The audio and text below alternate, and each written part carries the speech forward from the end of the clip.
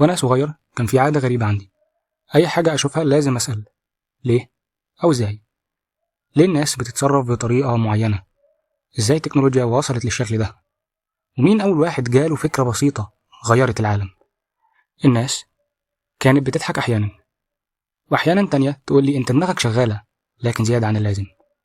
لكن أنا كنت شايف إن الأسئلة دي مش فضول وبس، الأسئلة كانت طريقتي إني أفهم الدنيا أكتر.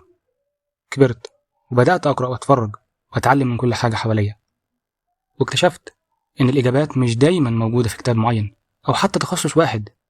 أحيانا بنلاقي الإجابة في قصة شخص أو تجربة أو حتى مواقف عادية تحصل في الشارع. ومن هنا جت فكر مكان يجمع الأفكار اللي ممكن تغير حياتنا، ويحكي قصص تلهمنا، ويشارك مهارات وأساليب تساعدنا نعيش بشكل أعمق وأذكى.